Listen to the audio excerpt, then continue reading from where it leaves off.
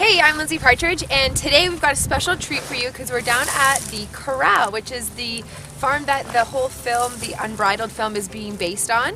And you can tell us a little bit about the farm and what you do here. So I'm Leanne. I'm the program assistant here at Corral. At Corral we pair rescue horses with at-risk girls and put them on the right path in life. So our tagline is a leg up in life, and that's essentially what we give them. So the girls come into the program failing classes, involved in court, just had a rough go at life, sometimes abuse, rape, neglect, and other sorts of trauma. And we pair them with horses like Bentley, who have also been through trauma, neglect, in similar situations. So as the program assistant, I teach lessons for the girls, I train horses, I tutor the girls, do vocational training, write grants, and pretty much anything else you can think of. And you sleep somewhere in there sleep, too, right? yeah, and I'm a student, so kind of everything. And what are you hoping that we can do today? Well, I'm hoping to work on my relationship with Bentley. So Bentley is my personal horse, but he's also a horse here out on the farm. He does therapy with the girls, and they work with him in a relationship standing as well.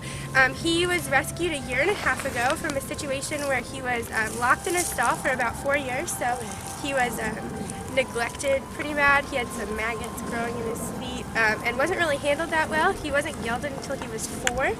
And you walk by a stall and you essentially rear up and try to get you. But a year later, he's doing therapy with the girls, and he is perfectly safe. So we're pretty happy about that. So just a new perspective on. And you don't see any of that sort of like rearing up or any? He doesn't do that behavior not anymore? usually. No. Okay. Yeah. If he's really uncomfortable with the situation, with a girl, he's usually very good. With me, he kind of tests my boundaries. So if he knows a girl is going through some issues, like for instance, we've had a girl disclose her abuse with him, and he just kind of stands there and drops his head and kind of goes to sleep, just to be that like rock for the girl. Wow. But if you kind of know what you're doing, he'll test you and just kind of see what you're up to. So it kind of depends on the situation. Okay, and your goal is to do some liberty, you were saying? Correct, yeah. So liberty, I can ride him bareback and bridleless, but I'd like to work on that some more and do some more liberty play. Okay, sounds perfect. All right, so we're gonna watch Leanne work with Bentley for a little bit, and we'll see how we can help them do even better. So this is a little look at when our lesson was sort of getting started and just basically wanting to join up with the horse.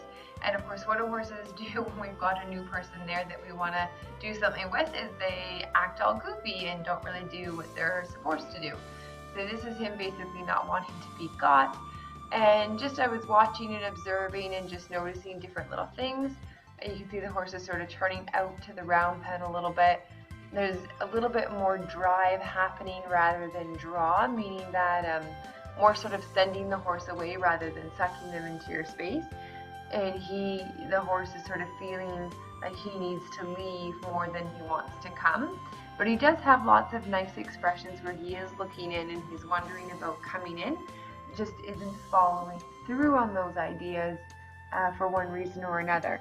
So I'm just sort of watching and observing. This is sort of my first time seeing them play together. So I just wanted to get a feel for, what it was like for her and the different things that she knows, but then take a look at this next footage here where I give Leanne some of my feedback and we work through it.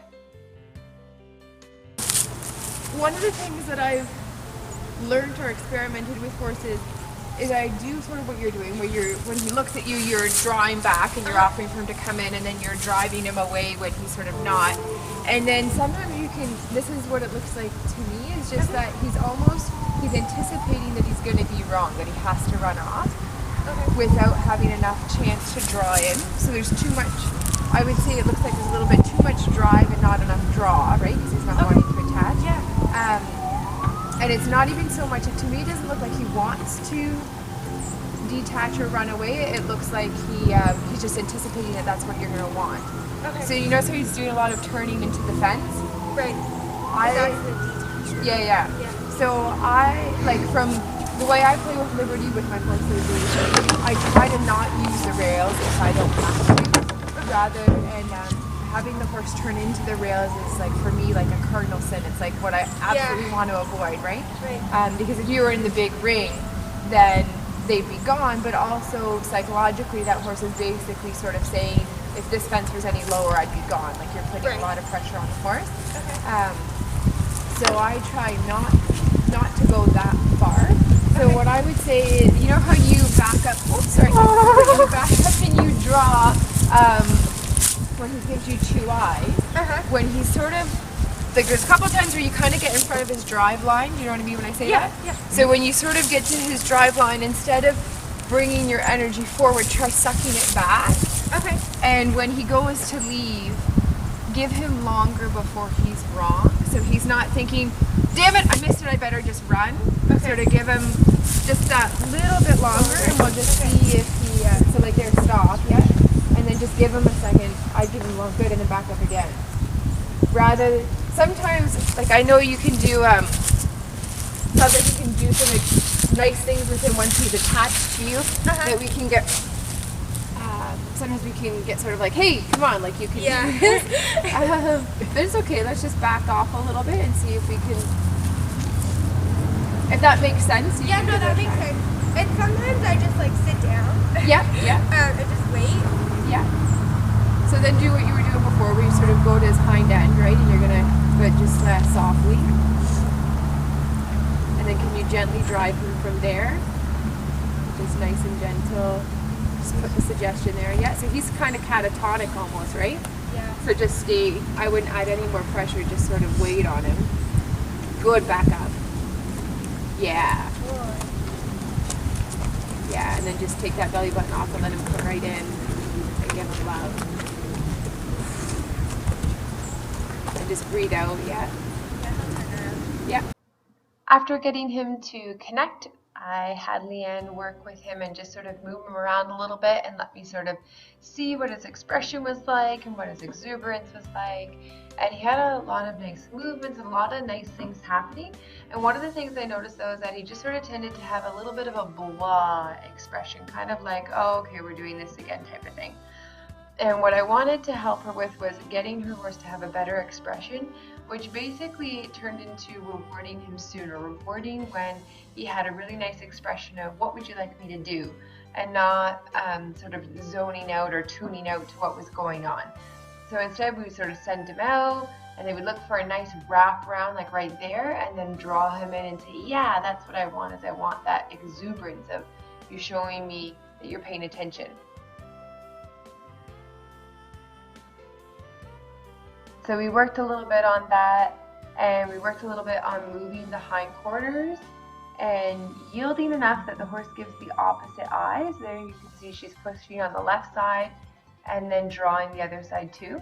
So we worked a little bit on that and discovered that his haunches were a little bit stiff. So here you can see we're asking him to move his haunches, and he's sort of standing really still, sort of determined that he's not going to move his haunches. So we just sort of stuck with it, and then watch his back legs carefully, and you'll notice that they don't cross, and he's going to step just to the side like that. So very stiff in his hind end. So we worked on softening him up in his hind end. So watch carefully this step here when he moves. There, and he's crossing underneath. So we worked on that, and that's important because it's going to help with flying lead changes, with getting the hip to swing either side. After that, we went into some stick-to-me exercises with Liberty, and we noticed that he tends to either drag behind or race in front a little bit. So there you can see he's behind the shoulder. So we worked on an exercise to help get him more caught up and more motivated to stick with. And this is an interesting little clip of that here because he gets a little bit sort of upset or excited about it and starts racing forward. And instead of, yanking on the lead rope or telling him to slow down or stop, I was encouraging Leanne to just turn and stay with him and turn, because when you turn, it puts the horse back at your shoulder. And so what we wanted to do was allow him the opportunity to be a horse and have a chance to learn. And then when he finds the right answer, then reward him for that. So you see he's got a bit of a grumpy expression on his face there. He's a little bit stressed about it. So not getting upset at him for learning and exploring, but rewarding him when he, has a nicer expression and figures out what we want. So here's a little bit after working with that exercise a little bit, and you can see he's staying a lot better, a lot more motivated, and obviously a lot more relaxed with the exercise too. So he's sticking at the shoulder really nicely there. So we gave him lots of reward and love there when he figured out what it was that we were asking him to do, which is so important to give the horses the reward. And then here's a little look at sideways, the before action. So you can see she asked him to go sideways, a little bit of blocking the hand there, and he kind of gets stuck on the fence. So just come over and help with the sideways and really making sure that her energy is going forward and that it's really clear to the horse that you want them to go down the fence. So there's no doubt in that horse's mind the direction or the open door of where they're allowed to go, and just trying to really help him figure out the movement that we're asking for. So here's a little look at the other direction, and you can see it's going a lot nicer. Lots of great progress there. Okay, so we just finished up a lesson working on some groundwork and some skills that are going to help us for Liberty. So Leanne's just going to share some of the things that she learned, and she's going to remember when she's playing with her horse. Yeah, so I learned a lot, so many things that I'm going to have to think about them myself before I start working on them. But I guess the most important thing to me was we started with the Liberty work and the yielding the hind end and the haunches, and just working on exercise to work on the bend. So with that, I learned about the drive and the draw. So I really want to work on drawing a little bit more for him, and also making sure he's right more often than I have been previously. We also worked on a stick-to-me game that I hadn't done before, so I'm excited to work on that. And then sideways, a new approach to that. So thank you. Perfect. And this is Kim. She was watching the lesson, and she just wanted to share one thing that she saw. Yeah, so one thing that I noticed and that you were helping me with was patience. So when you ask the horse to do something and you have the right energy about it, you also need to wait for him to sort of figure it out. So I tend to want to get on the horse pretty quick, and I think we need to I learned to just be a little more patient. That's awesome. Fantastic. Thanks for sharing. So it was a great day at Corral, and thanks for watching, and we'll see you again later.